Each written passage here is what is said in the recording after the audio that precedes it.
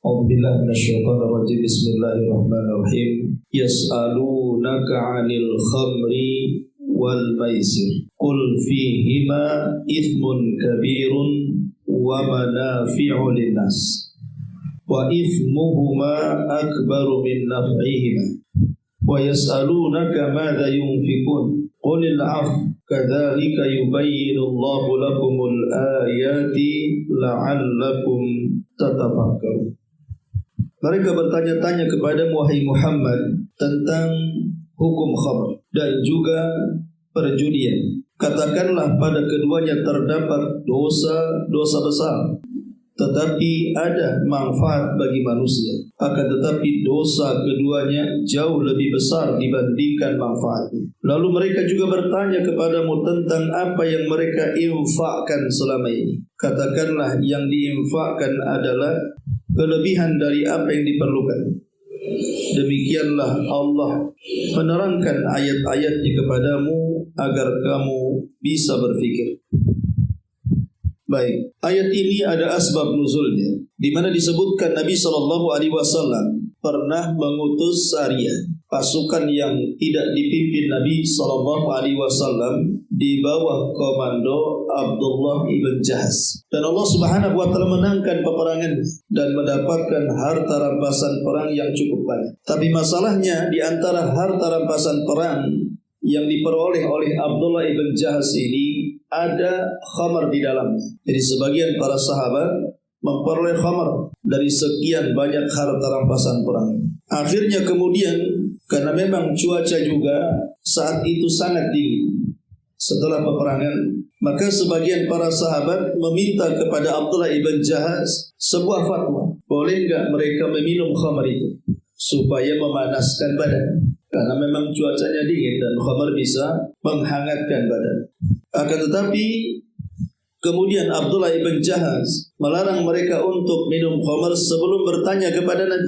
Akhirnya setelah kemudian mereka pun sampai kepada Nabi SAW dan bertanya soal khamar ini, karena manfaatnya baik bagi tubuh, terutama di musim dingin bisa menghangatkan. Maka Nabi SAW tidak bisa menjawab sampai akhirnya turun ayat ini. Allah Subhanahu wa taala mengatakan yas'alunaka 'anil khamri wal maisir. Qul fihima ithmun kabirun wa manafi'u linnas. Mereka bertanya kepada wahai Muhammad tentang khamar dan juga perjudian. Katakan pada keduanya terdapat dosa besar walaupun ada manfaatnya. Wa ithmuhuma akbaru min naf'ihima. Masalahnya manfaatnya tidak sebanding daripada dosanya. Maka sejak itu khamar dilarang untuk diminum. Memang pengharaman khamar ini tidak serta-merta diharamkan kepada Nabi SAW dan juga umat Islam, karena kebiasaan orang-orang Arab jahiliyah, mereka sudah terbiasa minum khamar, sehingga ketika mereka masuk Islam, maka sangat sulit untuk meninggalkan kebiasaan itu. Kebiasaan meminum khamar itu sangat sulit bagi mereka untuk ditinggalkan. Makanya kemudian Allah Subhanahu wa taala tidak lantas mengharamkan secara mutlak, tetapi Allah Subhanahu wa taala membuat tadarruj, bertahap. Jadi satu tahapan demi tahapan sampai betul-betul para sahabat memahami bahwa khamr itu adalah dosa besar, dan berujung Allah Subhanahu wa taala turunkan surah Al-Maidah ayat 90 mengharamkan khamr secara total. Karena khamr adalah barang najis, termasuk amalan setan, harus dijauhi supaya kalian beruntung. Ya ayyuhalladzina amanu innamal khamru wal maisir wal ansab wal azlamu rijsun min amali syaitan fajtanibuhu la'allakum tuflihun. Wahai orang-orang yang beriman, sesungguhnya khamar dan sebagainya adalah rijsun, kotoran, min amali syaitan, termasuk amal setan. Fajtanibuhu, tinggalkan khamar itu, la'allakum tuflihun, agar kalian beruntung. Sejak turunnya surah Al-Maidah ayat 91 ini atau 90 ini, maka resmilah khamar diharam. Muslimin muslimat yang dimuliakan Allah Subhanahu wa taala, diriwayatkan dari Amr ibn Shahrah Jadi dengan banyaknya para sahabat itu lebih banyak madarat dibandingkan manfaat. Maka Umar radhiyallahu an berdoa kepada Allah Subhanahu wa taala dan mengatakan, Allahumma bayyin lana fil khamri bayanan syafi'an. Tentang hukum khamr ini dengan jawaban yang memuaskan. Maka Umar radhiyallahu an terus berdoa seperti alunaka 'anil khamri wal maisir qul fihi ma. Mereka bertanya-tanya kepadamu, wahai Muhammad, tentang hukum khamar dan perjudian. Tapi Al-Baqarah 219 ini sebagai jawab, karena ayat ini hanya menjelaskan bahwa khamar itu dosa sejadinya. Makanya kemudian Umar radhiyallahu anhu berdoa lagi, ya Allah, terangkan kepada kami tentang hukum khamar dengan jawaban yang turunlah surah An-Nisa ayat hatta ta'lamu ma taqulun. Wahai orang-orang yang Allah Subhanahu wa taala menyempitkan waktu minta manfaatnya, tapi madaratnya lebih besar. Surah An-Nisa waktu salat dan untuk minum khamar makin sempit karena ada seseorang yang salat dan dia sedang mabuk, kemudian dia kencing, malah dia wudu dengan air kencing. Kemudian dia berdoa dan mengatakan, Allahumma, ya Allah, Engkau mencintai yang bersih-bersih dan Engkau mencintai orang yang bertobat kepada Allah Subhanahu wa taala. Jadi dia mengatakan, innallaha yuhibbut tawwabina wa yuhibbul mutatahhirin. Kan ngaco namanya. Dia mengatakan Allah suka yang suci-suci, sementara dia wudu dengan air kencingnya. Ya wajar dia ngomong begitu karena dia sedang mabuk masalahnya. Orang mabuk itu kadang-kadang ucapannya asal keluar, dia tidak tahu apa yang diucapkannya. Makanya kemudian waktu sholat itu dilarang, karena kalau sholat sedang mabuk yang dibaca tahapan nanti.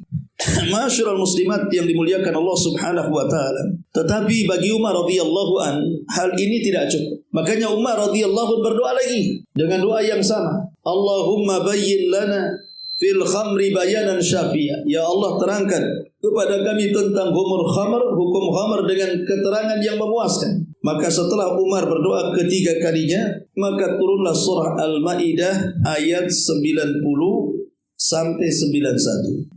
Di mana Allah Subhanahu wa taala mengharamkan secara total, bukan hanya waktu salat, di luar salat pun tak boleh diminum. Karena Allah mengatakan, ya ayyuhalladzina amanu innamal khamru wal maisir wal ansab wal azlam rijsun min amali syaitan fajtanibuhu la'allakum tuflihun. Wahai orang-orang yang beriman, sesungguhnya khamar perjudian, kemudian juga menyembelih bukan karena Allah, kemudian juga mengadu nasib, maka itu semua adalah kotoran termasuk amal setan, jauhi agar kalian beruntung.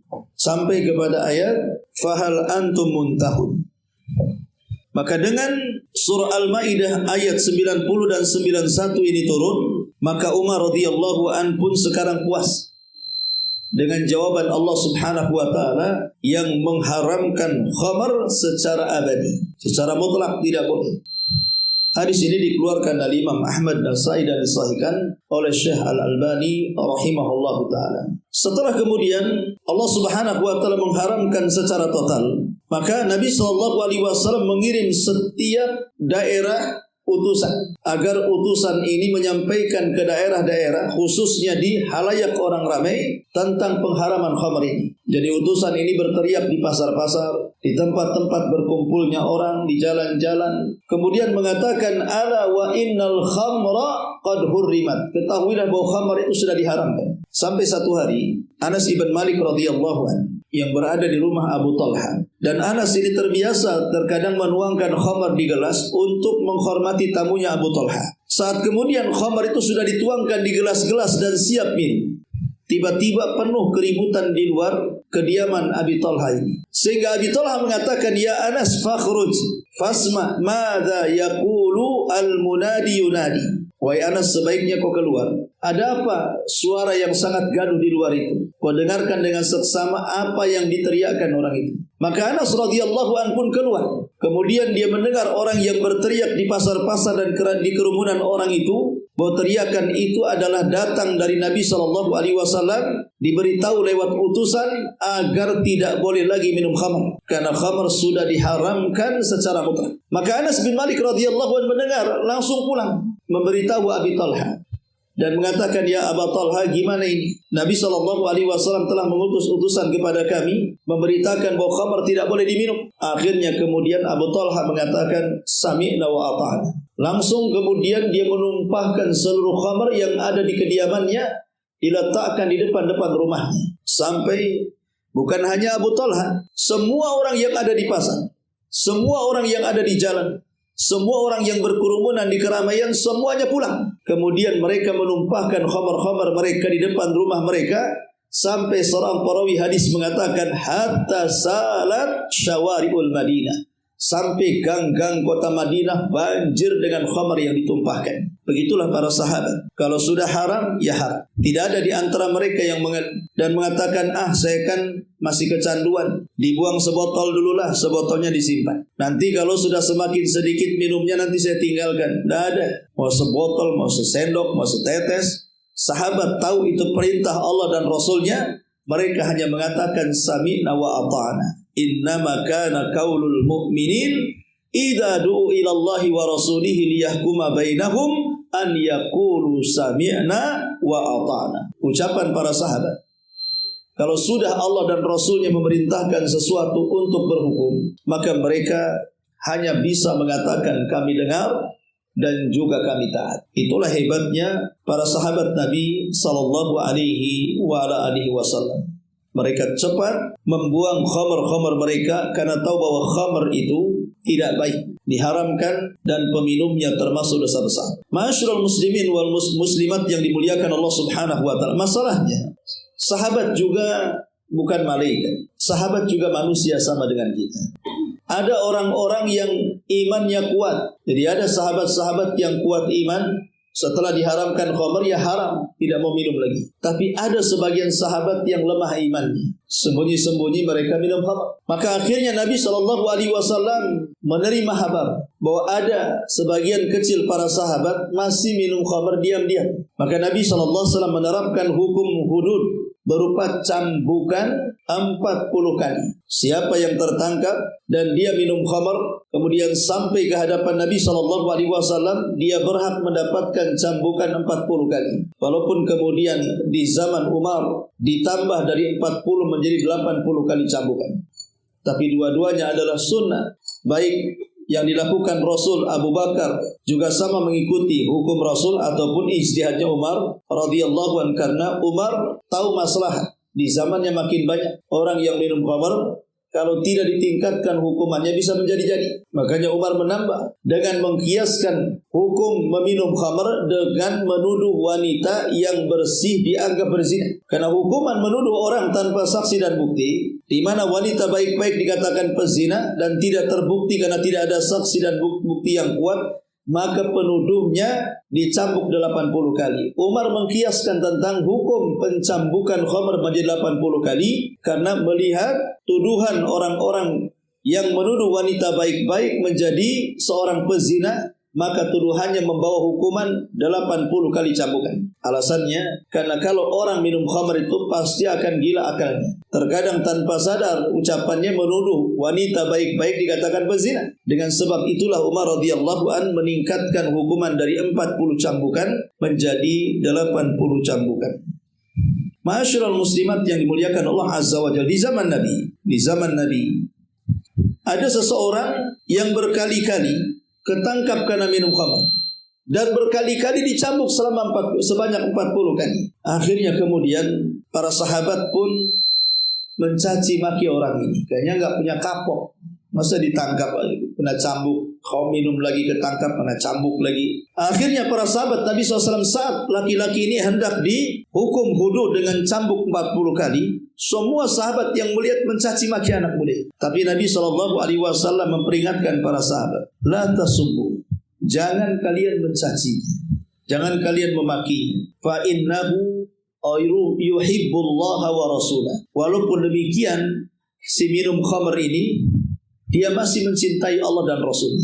Ya, Rasul mengatakan jangan dicaci. Walaupun demikian dia sangat mencintai Allah dan Rasulnya. Dari sini kita tahu bahwa kalau ada orang bermaksiat yang yang kita kutuk bukan orangnya, yang kita kutuk itu maksiatnya. Sebab kalau kita kutuk orangnya, Satu hari kemudian orang ini bertobat, tidak minum khamar lagi. Boleh jadi dia menyimpan dendam kepada kita. Akhirnya kita untuk menjalin hubungan dengan orang itu sulit lagi. Makanya yang kita kutuk itu maksiatnya, bukan orangnya. Karena orangnya bisa berubah masalahnya, bisa menjadi baik, bahkan lebih baik daripada kita. Dan yang mengutuk juga terkadang belum tentu dia selamat. Satu hari mungkin dia kebalik otaknya, malah dia pula yang meminumnya. Maka di sini Nabi SAW mengajarkan akhlak dan mengatakan jangan kau kutuk tuh orang itu, karena dia masih mencintai Allah dan Rasul. Kalau dihukum ya hukum saja, tapi jangan dicela orangnya. Ma'asyiral muslimin muslimat yang dimuliakan Allah Subhanahu wa taala. Nabi SAW saat peristiwa Isra dan Mi'raj. Saat peristiwa Isra dan Mi'raj, dan itu terjadi di bulan Rajab. Nah, sekarang kita berada di bulan Rajab, di permulaan bulan Rajab. Banyak peristiwa yang terjadi di bulan Rajab. Salah satunya adalah peristiwa Isra Mi'raj. Lah dalam peristiwa Isra Mi'raj ini, ketika Nabi SAW diisrakan dari Masjidil Haram ke Aqsa dan dimi'rajkan dari Aqsa ke Sidratil Muntaha. Karena ini kan dua peristiwa yang berbeda. Isra perjalanan dari Masjidil Haram ke Aqsa. Mi'raj perjalanan dari Aqsa ke Sidratil Muntaha. Lah saat Nabi SAW hendak dinaikkan oleh Jibril menuju Sidratil Muntaha, Jibril membawa dua minuman. Pertama air susu dan yang kedua khamar. Ada yang mengatakan air madu dan juga khamar. Maka Jibril kemudian menghidangkan kepada Nabi SAW dua minuman ini untuk memilih salah satunya. Dan ketika itu khamar belum diharamkan. Seandainya Rasul pun mengambil khamar tidak ada masalah, karena belum diharamkan masalahnya khamar kan. Makanya Jibril kemudian memberi dua minuman ini. Kalau seandainya Rasul memilih khamar tidak ada masalah, karena belum diharamkan. Tapi Nabi SAW tidak mengambil khamar. Dia mengambil susu, dalam riwayat air madu. Kemudian Rasul meminum. Setelah Nabi SAW meminumnya, maka Jibril alaihi salatu wassalam berkata kepada Nabi SAW, laqad hudita wa hudiyat ummatuka. Allah telah memberikan hidayah kepada wahai Muhammad dan juga hidayah kepada umat. Coba bayangkan kalau seandainya Nabi SAW ketika itu memilih khamar, kemudian umatnya mencontoh Nabi SAW memilih khamar, apa enggak mabuk semua tuh orang-orang? Boleh jadi mungkin khamar itu akan menjadi minuman sunnah yang disunnahkan Nabi SAW untuk diminum. Tapi Nabi SAW tidak memilih khamar, malah meminum air susu ataupun air madu. Makanya Nabi SAW tidak mengajarkan kesesatan kepada umatnya, karena khamar ini membawa kesesatan, hilang akal, dan begitu seterusnya. Baik, ma'asyiral muslimat yang dimuliakan Allah Azza wa Jalla. Khamar ini ada sebuah hadis yang sangat mengerikan. Kata Nabi SAW, al-khamru ummul khaba'ith. Khamar ini adalah biang dari seluruh keburukan. Puncak dari seluruh keburukan itu adalah khamar.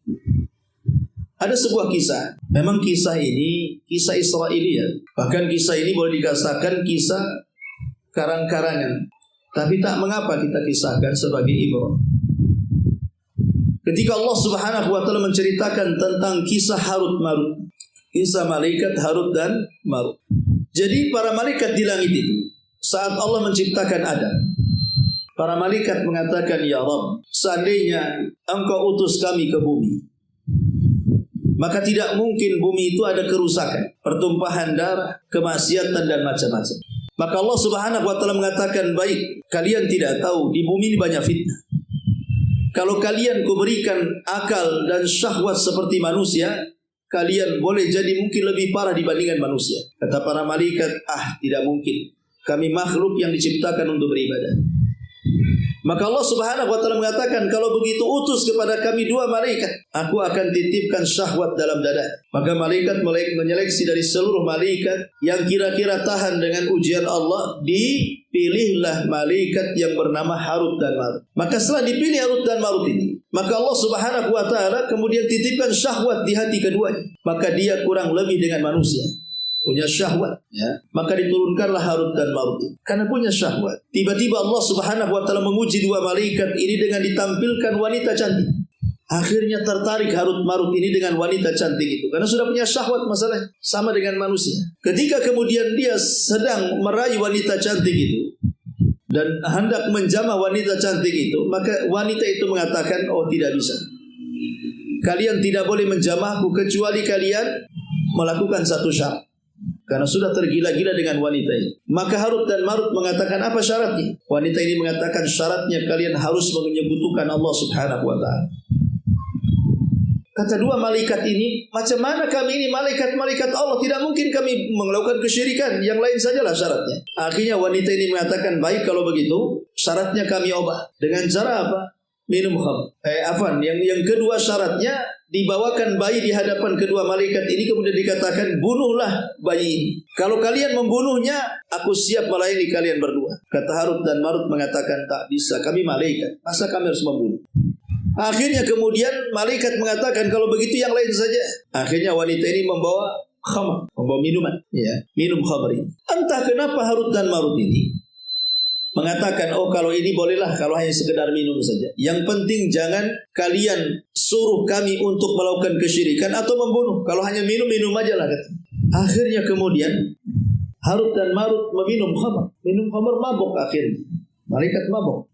Akhirnya kemudian malaikat mabuk ini, Harut dan Marut hilang ingatan. Setelah hilang ingatan, rupanya diberikan pisau oleh wanita jahat itu, disuruh dibunuh, ya dibunuh akhirnya. Setelah dibunuh, wanita itu menyuruh untuk melakukan kesyirikan, akhirnya melakukan kesyirikan. Setelah itu kemudian berzinahlah dengan wanita ini. Lihat, akibat mabuk, berzinahlah dia, membunuhlah dia, syiriklah dia. Maka dari sini Rasul mengatakan, memang khamar itu induk daripada kerusakan. Walaupun sekali lagi, kisah yang Harut Marut yang ini tidak benar. Tapi saya mengambil ibrah bagaimana buruknya khamr itu, maksudnya gitu ya. Yang tadinya ditawari syirik tak mau, ditawari membunuh tak mau, tiba-tiba setelah minum khamr malah dilakukan tanpa disuruh. Itulah buruknya khamr itu. Makanya hati-hati, terutama ibu-ibu yang punya anak-anak bujang, jangan sampai kemudian mereka masuk pada dunia seperti ini. Khamr dan kawan-kawannya, narkoba, heroin dan yang semacam. Kurang lebih saja, kan intinya memabukkan. Baik, kita akan menjelaskan tentang madarat secara singkat. Khamr ini di dunia dan di akhirat. Pertama, Allah Subhanahu wa ta'ala mensifati khamr itu sebagai kotoran dan termasuk amal setan. Bahkan sebesar-besarnya perkara yang bisa menghalangi manusia dari zikir kepada Allah Subhanahu wa ta'ala. Karena pemabuk itu tidak mungkin berzikir. Semana dia akan berzikir, mabuk otaknya. Yang kedua, khamr ini termasuk dosa besar, bahkan termasuk al-mubiqat. Mubiqat itu yang akan membinasakan. Sebagaimana Nabi SAW mengatakan, ijtanibul khamra fa innaha umul khaba'is. Jauhilah khamar, karena sesungguhnya khamar itu induk dari seluruh keburukan. Kemudian yang ketiga, khamar ini miftah kulli syarrin wa bala'in. Dia adalah kunci setiap keburukan dan setiap bala. Itu ditimbulkan karena khamar. Rasul mengatakan, la tashrabul khamra fa innaha miftahu kulli syarrin. Jangan kalian minum khamar, karena khamar itu kunci dari setiap keburukan. Kemudian yang keempat, orang yang suka minum khamar itu menyelisih fitrah selamatnya. Orang yang minum khamar itu menyelisih fitrah selamatnya. Karena Nabi SAW saat diberikan minuman dalam peristiwa Isra Mi'raj sudah mencocoki fitrah. Engkau akan dapat hidayah dan umatmu akan dapat hidayah. Dan di sini kita tahu bahwa khamar itu kalau diminum menyelisih fitrah manusia. Kemudian yang kelima, menghilangkan akal. Dan kalau sudah menghilangkan akal, orang yang hilang akal itu bisa berbuat apa saja. Tak tidur disolokan, ini orang khamar. Minum khamar ini kan kayak orang gembel, kayak zombie bahasa kitanya. Kemudian yang dari sini kita tahu bahwa khamar itu alamat min alamati sa'ah. Banyaknya orang minum khamar itu termasuk tanda-tanda dekatnya kiamat. Karena Nabi SAW menghabar padahal isinya khamar. Ya, atau diganti masakan-masakan lezat. Saya itu pernah diskusi dengan seorang koki hotel. Jadi saya tanya, bang, saya lihat kok orang itu kalau masak kok apinya bisa nyambar ke kuali. Dan itu nanya gitu aja waktu itu kan. Kok bisa itu kok? Apinya kok nyambar-nyambar di atas kuali itu kok kayak atraksi. Bisa nyambar-nyambar katanya. Jadi makanan yang disediakan itu ada khamarnya. Ya, tapi begini, khamar kalau sudah masuk ke kuali dan dipanaskan sekiannya, orang-orang ngomong begitu. Jadi dia nggak tahu juga kan begitu. Tapi masalahnya, Bu, bukan masalah 0% atau tidak sama sekali. Sekarang kan buktinya khamar dituangkan di situ. Jelas-jelas dituangkan di situ. Kemudian menjadi masakan enak. Kak, saya minum sedikit tak mabuk. Bukankah saya minum sedikit tak mabuk katanya? Kan yang dilarang kalau mabuk. Karena Rasul mengatakan kullu muskirin khamrun wa kullu khamrin Haram setiap yang memabukkan itu khamar dan setiap khamar itu haram. Saya minum tak mabuk wahai Rasul. Mungkin dia terbiasa minum banyak gitu ya. Jadi minum sedikit kayaknya langsung dikunci oleh Nabi jawabannya. Mau memabukkan atau tidak, mau sedikit ataupun banyak tetap haram. Ya. Makanya hati-hati ibu ya. Kalau makan di pinggir jalan di restoran itu, kalau ada aneh-aneh kayak atraksi-atraksi itu jangan pakai khamar, kita kan nggak tahu juga. Makanya kalian la yubalil mar'u fi ma akhadal. Manusia sudah tidak peduli tentang soal harta. Apakah dia mengambil dari yang halal atau yang haram, atau dibelanjakan ke yang halal atau yang haram. Enggak peduli, yang penting senang, yang penting enak katanya kan. Yang penting lezat, apalagi ahli kuliner harus dicucipi. Oh daging babi. Termasuk larangan yang jadi nubuatun Nabi SAW, di mana dari dalam yashrabul khamra, akan banyaknya orang yang minum khamr. Di akhir zaman itu akan banyak yang minum khamr. Bahkan mungkin jadi biasa minum khamr. Masuk di minimarket. Nah, di Saudi saja dijual itu di minimarket. Ya, nah, ini khamr nggak boleh katanya. Kok dijual katanya? Ya untuk orang turis, wisata dan begitu seterusnya. Nah kalau orang nggak paham kan main beli. Kalau nggak paham, apalagi minum khamr ya udah biasa gitu. Nah ini betul apa yang disabdakan Nabi SAW di Allah Subhanahu Wa Taala. Intinya bahwa peminum khamr itu adalah orang yang sedang bermaksiat kepada Allah dan Rasulnya. Sallallahu Alaihi Wasallam la'anallahu al-khamra wa syaribaha wa sanat, peminumnya yang menuangkannya. Jadi Allah melaknat yang membelinya, Allah melaknat yang membuatnya, memerasnya dan yang diperasnya. Jadi peminum khamr itu manusia yang dilaknat. Dan peminum khamr ini